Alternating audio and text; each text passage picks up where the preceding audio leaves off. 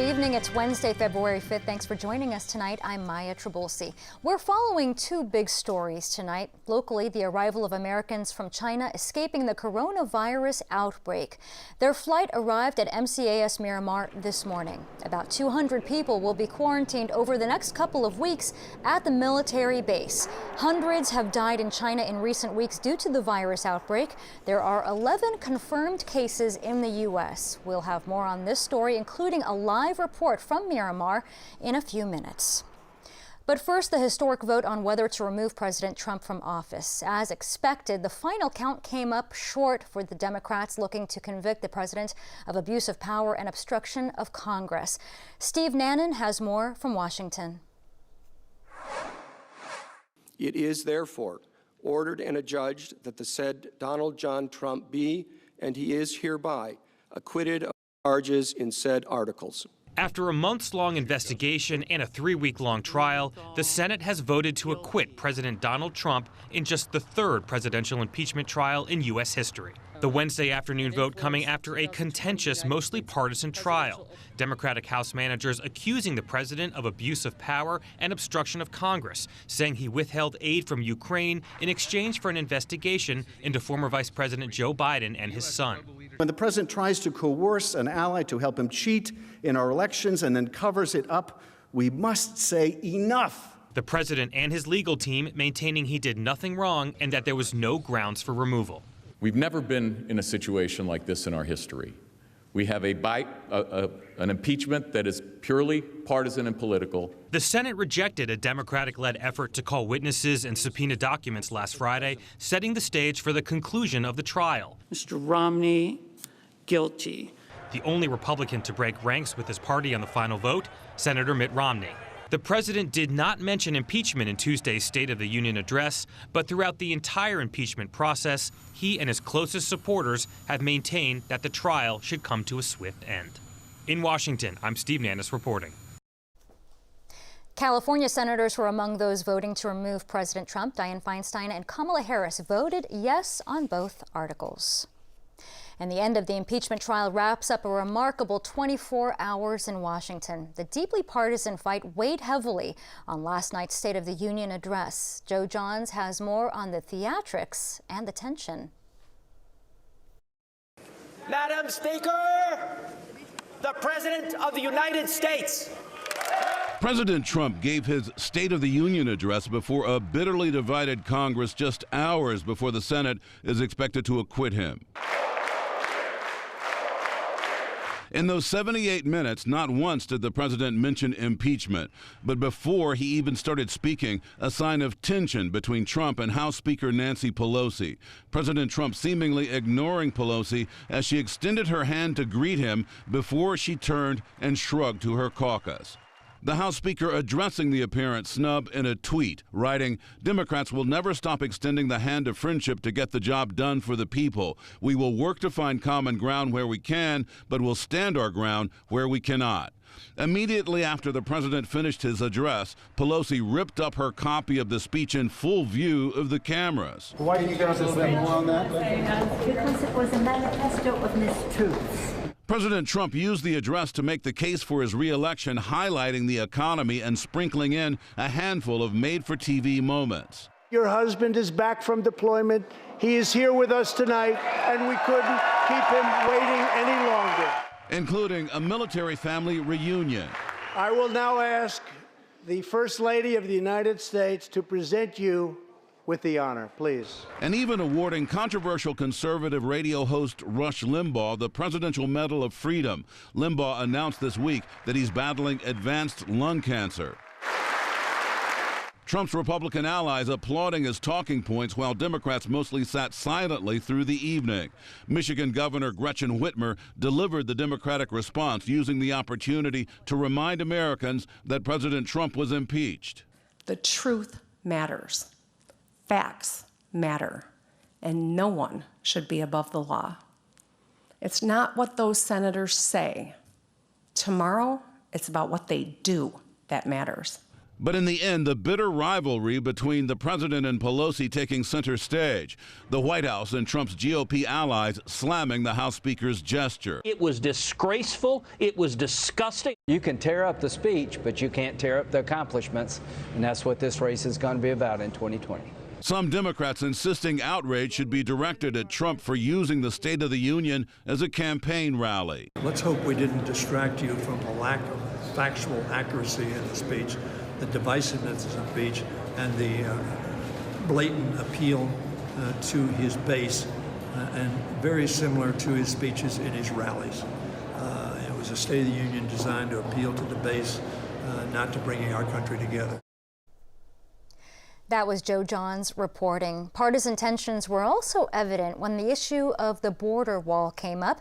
As President Trump touted progress on wall construction, New Jersey Senator Robert Menendez joked about the wall falling over, gesturing with his hand. That may have been a reference to what happened last week in the Imperial Valley. Strong winds knocked over a portion of new wall that was under construction, causing it to lean over into Mexicali.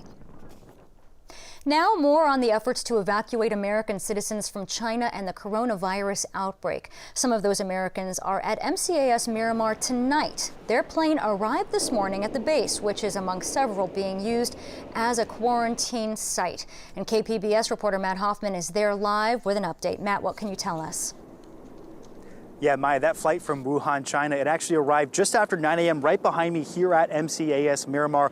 On board that flight, around 170 Americans and some non-Americans that were evacuated out of China. The good news, though, health officials are telling us that none of them are showing any signs of having the coronavirus. Now, on board that plane, we're talking men, women, children, even the elderly on board there. They're going to be continued to be screened. They were screened before they got on the plane. They were screened while they were on the plane. And now they're being monitored around the clock 24/7 here at MCAS Miramar. Anyone showing any signs of the virus will be taken to a local hospital. Federal health officials, though, telling us, though, people are just happy to be here. They are happy and relieved to be back in the United States. They've had a very difficult experience, and we are doing everything possible to care for them. Because these individuals were in Wuhan, the epicenter of the outbreak, where there is intense and escalating community-wide spread of this novel coronavirus, we consider them at high risk of exposure. Even though the evacuees are considered high risk, the CDC says while they're quarantined here, there is a low risk to San Diegans. Right now in the United States, communities across this country are at very low risk of being exposed to this virus, and including in San Diego and including on this base. The evacuees will be held on base for at least 14 days under the federal quarantine.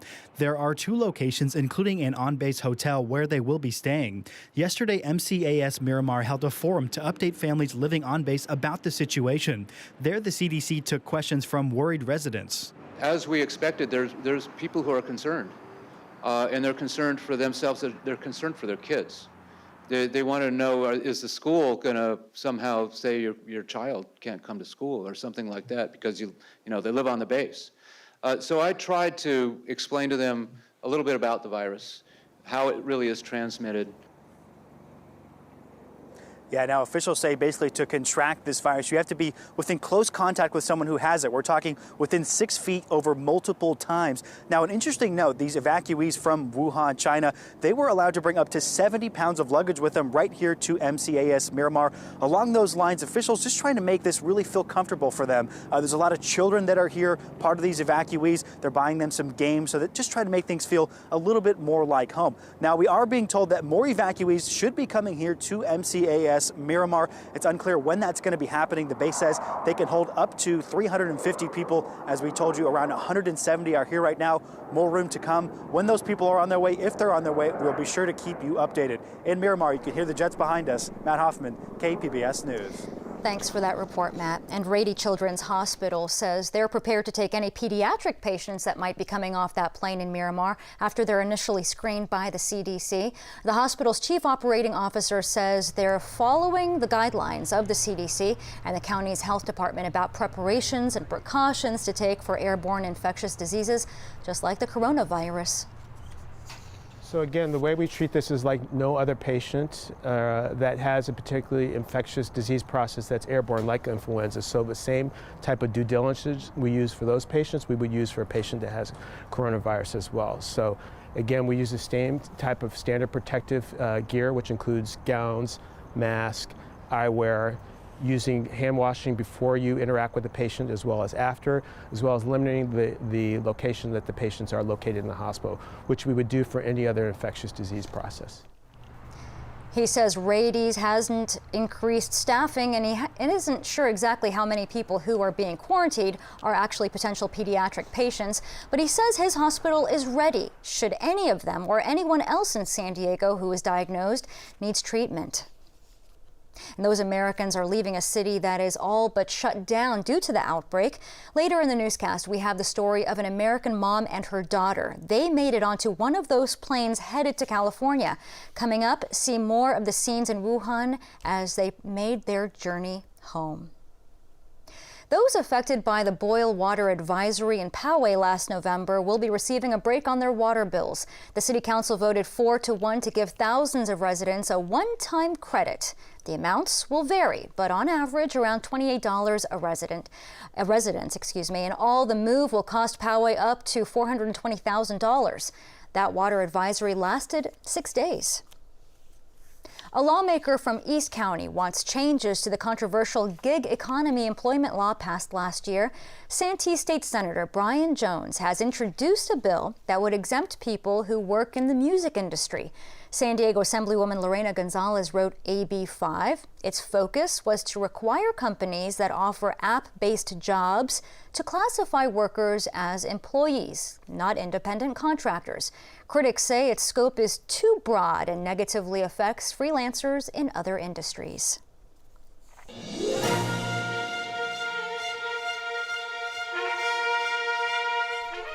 And we still don't have the full results from Monday's Iowa caucuses, but more numbers are coming in.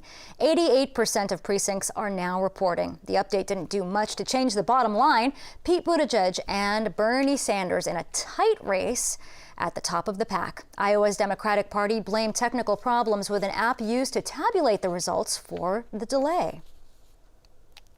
In the coming weeks, the campaign will head west. Nevada also has a caucus system, and until now was planning to use the same app as Iowa. Capitol Public Radio's Bert Johnson tells us how that's no longer the case. Nevada's state Democratic Party was supposed to use an app to track voting results on caucus day. After the debacle on Monday night, the party confirmed their app was developed by the same vendor Iowa used. Nevada Democrats said they would not be using the app anymore, but didn't explain what they plan to do instead. Chris Wicker is a former chairman of the Washoe County Democratic Party. He says the last-minute change could create confusion for caucus volunteers. If they did have to retrain folks, I think it would be an extremely difficult thing to do at this stage in the game. The problems in Iowa led to criticism of the app, the caucus system itself, and Iowa's position as the first state to vote on presidential candidates. Nevada's caucus is Saturday, February 22nd. In Reno, I'm Bert Johnson. The KPBS Voter Guide will help you get your ballot ready for the California primary. It's an online resource that launched just this week. Enter your location and you'll get the races that apply to your area. You'll also get an explanation of all offices and ballot measures. Along the way, you can save your choices to make filling out your ballot that much easier. We hope you'll find it a helpful resource. You can check out the KPBS Voter Guide anytime at our website, kpbs.org. Remember California's gas tax increase that passed the state legislature in 2017? Ever wonder where those tax dollars are actually going? iNewsSource investigative reporter Mary Plummer finds much of the money for local roads remains unspent. Each of San Diego County's 18 cities received funding for local roads paid for by the gas tax increase. If you buy gasoline, you're paying for these improvements. The gas tax increased prices by 12 cents a gallon and will be adjusted for inflation in July. Records iNewsSource obtained from the state show much of the cash was unspent by the middle of last year. Across San Diego County, just 39% was used for the first 2 fiscal years. The money comes from a gas tax program that'll bring in more than $200 million million for local road construction projects by this summer. In Chula Vista, city engineer Bill Valley explains why the pace has been slow. In terms of delivery, I mean, I always wish we could deliver projects faster, but there is a process to follow that ensures, fair and competitive bidding, and we have to go through and design a project. So there's a lag time. Chula Vista has spent 25% of its money for local roads. For KPBS, I'm iNewsSource investigative reporter Mary Plummer. iNewsSource is an independently funded nonprofit news partner of KPBS. Scientists say climate change and sea level rise isn't slowing down. The Virginia Institute of Marine Science says sea levels are rising at 25 stations used to measure coastlines across the U.S. The Gulf Coast has seen the greatest change. Scientists say rising global temperatures melt glaciers that expand the world's oceans, impacting our coastlines. After a month away from their families, half a world away, a group of California firefighters are back home. The crew of 20 firefighters returned to LA this morning. They were sent to Australia to help with that country's devastating wildfires. The group is assigned to protect the Angeles National Forest, and their expertise proved valuable on this mission. Feels really good to be home. This last month was really, really exciting. I have to say that the people of Australia are definitely nice folks. It's a great feeling to be home, back in California, and just looking forward to some rest and spending some quality time with my family. Australia has sent fire crews to California to help with our fires in recent years. The country has been dealing with its worst fire season, which has led to dozens of deaths, destroyed thousands of homes, and devastated wildlife. It won't be quite as cold overnight as it was this morning, but it will be chilly. We're also tracking a chance of rain for this weekend. Dajia Swad has our forecast. Hopefully you had the jackets on this morning. It was definitely chilly out there. In fact, we tied a record set in 1894 of 38 degrees. That temperature happened really early this morning before the sun even was up, but it was definitely chilly even when the sun came up. Temperatures are going to continue to moderate here, and then we'll have another chance for some wet weather into our Sunday forecast. As for our pattern for today, it is cool. We have more of an onshore flow. It is turning warmer back towards our east, and some of that warmer air will try to slide into San Diego County. But for tonight, still clear and still jacket weather with your overnight low at 46 degrees. We'll be cooling down to 37 in Oceanside, and an overnight low in Borrego Springs at 41, 32 in Mount Laguna. No wet weather to be concerned with. Thursday, it is dry, but milder air starting to make its move across portions of the southwest, so not as frigid out. We'll be topping off at 63 in Oceanside, 66 in San Diego, and in the lower 70s for Borrego Springs. Sunglass weather in Mount Laguna with the high at 53 degrees. As we take you into your extended forecast here, the main thing that we'll notice, yes, is our temperatures moderating for Thursday, Friday, and Saturday. In fact, at the coast in the upper 60s with lots of sunshine. But as we head into your Sunday, we will have a disturbance moving in from the north, and that will bring a bit more cloud cover in and the chance for some rain. The high of 62 and that overnight low of 43. Afternoon shower Monday with a bit more cloud cover compared to the earlier days in this week. Now for inland areas, also seeing temperatures warm up, lower 70s Friday and Saturday. And then we feel that cool down once that moisture returns Sunday. Rain is possible, so pull out the umbrellas, and we'll continue to see the chance for some showers here as well into the early week with a high of only 56 for inland areas. And it gets real cold here in the mountain areas for that Sunday and Monday time frame. We'll be in the 50s Thursday through Saturday, and then we are calling for windy weather to pick up here Sunday with a high of 46. Monday, a bit of ice with a high of only 33 degrees, and eventually getting some of that wet weather out to the mountains as well as we head into your Sunday and Monday forecast. Reporting for KPBS News, I'm your meteorologist, Dajia Swad. Back to you. Late this afternoon, we got word that a legendary star from Hollywood's golden age has died. Kirk Douglas passed away at his home in Los Angeles. The actor was known for his role in Spartacus, as well as other films. He was also the father of actor Michael Douglas. Kirk Douglas was 103 years old. No word on the cause of death. Earlier, we told you about the plane full of Americans from China arriving in San Diego to escape the coronavirus outbreak. Now, we show you the start of that journey. David Culver followed one American family.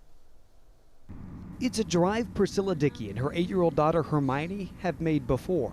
This is one of the more crowded areas of Wuhan. Leaving their home in the epicenter of the deadly coronavirus outbreak, headed to the airport, hoping to board this U.S. charter flight back to America. Their taxi driver showed up dressed in a blue hazmat suit. On the drive, Priscilla recording the normally traffic-jammed streets of this city that 11 million people call home now feel empty. We started following their journey shortly after the unprecedented city lockdown nearly 2 weeks ago. That's since expanded to encompass some 60 million people. This mother and daughter hoped to be on the first evacuation flight out last week. It arrived in California carrying nearly 200 passengers, many of them U.S. diplomats and their families, now in the midst of a 14-day mandatory quarantine, like Jared Evans. We're still going to take precaution. It's not over. We still are wearing, everyone here is still wearing face masks. But Priscilla and Hermione did not make that flight, among hundreds of Americans who still wanted out of Wuhan. On Monday, the U.S. State Department said it was coordinating more flights with the Chinese government to bring Americans back home from Hubei province. As other countries have done, the incoming aircraft carried in much-needed medical supplies to help Chinese doctors battling the illness on the front lines. Arriving at the airport, from security to airport staff to U.S. officials, almost everyone greeted Priscilla and Hermione in protective suits. I'm just realizing the scope of the situation I'm in. More than 500 Americans, bags packed, gathered to leave on 2 separate flights, going through health screenings and then waiting anxious hours to board. After weeks of unknowns, Priscilla felt assured this time she and Hermione would be leaving. Now it's starting to finally hit me that I'm going to go to America. A final photo boarding the plane, their way out. The eerie neighborhood streets of Wuhan, now memories on their smartphone. David Culver, CNN, Beijing. San Diego is known to be an affluent region, but some children are still living well below the poverty line, even in neighborhoods considered to be high-end. I recently talked with the director of a local organization trying to end child poverty in every neighborhood. Erin, thank you so much for joining me. Thank you so much for having me. So research is showing that San Diego families are struggling, and more specifically, the basic needs of some children are not being met. Can you talk to us about what the current state of child poverty is here in San Diego County? Yeah, so in San Diego County, 40% of children under 12 are living in homes that are at or below 200% of the federal poverty level. And what that means is a family of 4 struggling to make ends meet in under $27,000 a year. And so what we're really looking at is that inability to make ends meet in terms of actual income also makes it impossible for kids to have access to healthy food, stable housing, accessible health care, and reliable and quality child care and early education. Yeah, that really is a huge number. Tell us about the San Diego for Every Child. What can the coalition do to help reduce the child poverty in the county? So San Diego for Every Child is a coalition of organizations, nonprofits, businesses, community members, leaders, advocates, anyone who really cares about making a difference for children that are in families struggling to make ends meet here in the region of San Diego. And what we're really looking to do is how can we come together as a community and say we're not gonna allow for our nearly 40% of our kids across the community are not having those basic needs met. So how can we come together as a community to not only figure out how we support families very directly, but also work to make sure that the systems and structures are in place, that all of the kids across San Diego County, no matter what region they're living in or the income of their family, have those basic needs met. Because truly it's beyond just food, it is services, it's time, it's things that families need more of. Exactly, and that means making hard choices between things like paying rent or medical bills or childcare. And what we're really trying to do is figure out how do we work as a community first and foremost to get as involved as possible, learn about the issue and become aware, and then from there really make sure that our systems, so housing assistance and food assistance and childcare assistance and healthcare are all working together to make sure that we're supporting our families and in particular our children the best that we possibly can. Let's talk about your website for a moment. Obviously you go on the website, you can see the statistics and the research. It's an interactive website as well. You can actually go in there and hover on certain communities. What have you found that's really surprising in your research? We were really shocked actually when we finally put the data on the map that there are neighborhoods where people would not assume that child poverty and the experience of it would be happening. There's a neighborhood in La Jolla, for example, that has 67% of families experiencing child poverty. Poway and Carlsbad have neighborhoods that are over 50%. Chula Vista has a neighborhood that's 75%. And then of course there are also neighborhoods that have over 90%. And so really what we're encouraging people to do is visit the website, take a look at your own community and join this effort, and then be an advocate for how we make sure that resources are being shared equitably and that we're really supporting families across our community. And I think what's important to note is that these numbers are reversible. They are. There's absolutely, we can absolutely make a difference here, and if we work together as a community and as a service sector, we can absolutely get there and end child poverty in California and in San Diego. Erin Hogaboom, thank you so very much. Thank you so much. I'm Judy Woodruff. Tonight on the NewsHour, acquitted. The impeachment trial of President Trump ends. What it means and what is next. Coming up at 7 after Evening Edition on KPBS. You can find tonight's stories on our website, kpbs.org/evening edition. Thanks for joining us tonight. Have a great evening.